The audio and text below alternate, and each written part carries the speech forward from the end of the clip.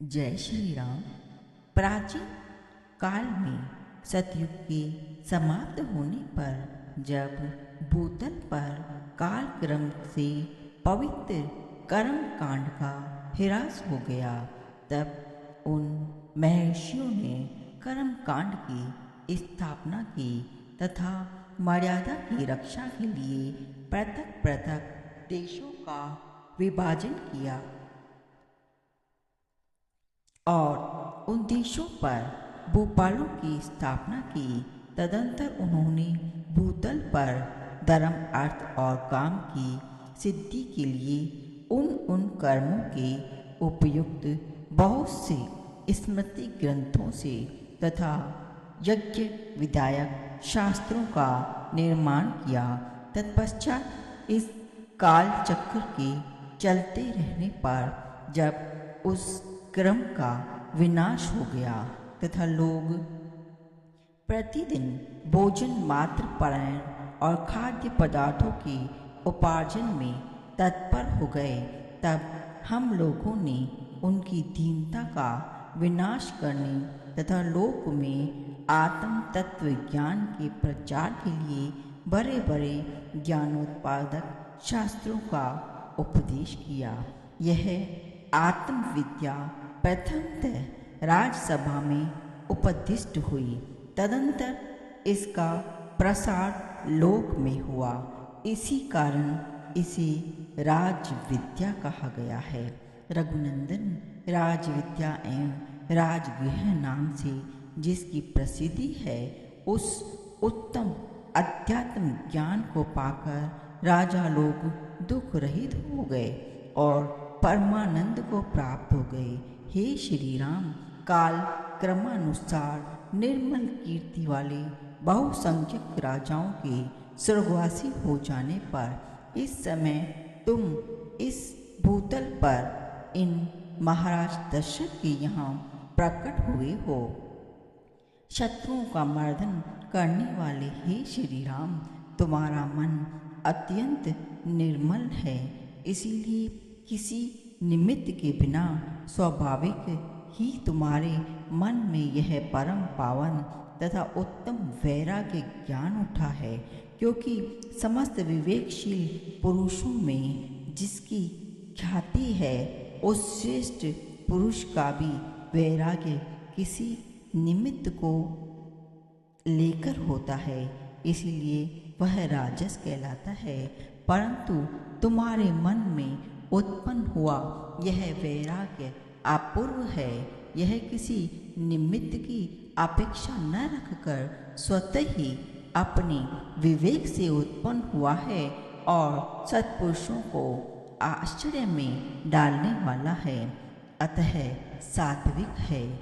जिन्हें निमित्त के बिना ही वैराग्य हो जाता है, वे ही महापुरुष तथा ज्ञानवान हैं और उन्हीं का अंतःकरण शुद्ध है। जो लोग ज्ञान द्वारा इस सृष्टि परंपरा का विचार करके वैराग्य को प्राप्त होते हैं, वे ही उत्तम पुरुष हैं। हे श्री राम, जो लोग इस संसार की असारता एवं दुख रूपता को देखकर अपनी सांसारिक बुद्धि का परित्याग कर देते हैं, वे सांकल से छूटे हुए गजराजों की भांति समस्त बंधन से मुक्त होकर पर ब्रह्म को प्राप्त हो जाते हैं।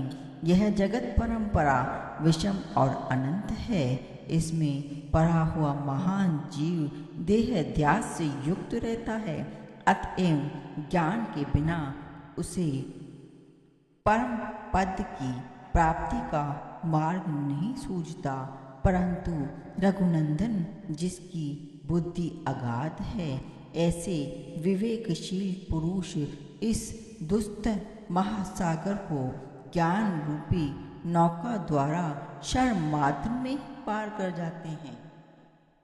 संसार सागर से उबारने वाले उस ज्ञान रूप उपाय को तुम अपनी बुद्धि से, जो नित्य विवेक वैराग्य आदि से समन्वित है, एकाग्रचित्त होकर श्रवण करो, क्योंकि इस निर्दोष ज्ञान युक्ति के बिना अनंत विक्षोभों से परिपूर्ण वे सांसारिक दुख और भय चिरकाल तक हृदय को संतप्त करते रहते हैं। हे राघव, श्रेष्ठ पुरुषों में शीत, उष्ण, वात आदि द्वंद्व जनित दुखों को सहन करने की क्षमता ज्ञान से उत्पन्न हो जाती है, ज्ञान के बल पर हो जाती है। अन्यथा ज्ञान युक्ति के अतिरिक्त वे किसी प्रकार सहनीय नहीं हो सकती। दुख की चिंताएं अज्ञानी मनुष्य को पद पद पर आ घेरती है और समय अनुसार उसे उसी प्रकार संतप्त करती रहती है, जैसे अग्नि की लपटें तृण को जलाकर भस्म कर डालती हैं। परंतु जिस प्रकार वर्षा के जल से अभिषिक्त हुए वन पर उन अग्नि ज्वालाओं का प्रभाव नहीं पड़ता, उसी तरह जिसे जानने योग्य अध्यात्म शास्त्र का ज्ञान हो गया है तथा जिसने भली भांति ब्रह्म तत्व का साक्षात्कार कर लिया है, ऐसे ज्ञानी पुरुष को मानसिक व्यथाएं संताप नहीं पहुंचा सकती।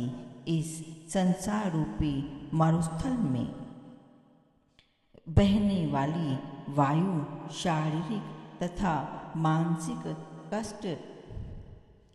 कष्ट रूपी आवर्तों से परिपूर्ण है। यह शुद्ध होकर भी तत्वज्ञानी को वैसे ही पीड़ित नहीं कर सकती जैसे प्रचंड आंधी कल्प वृक्ष का कुछ नहीं बिगाड़ सकती।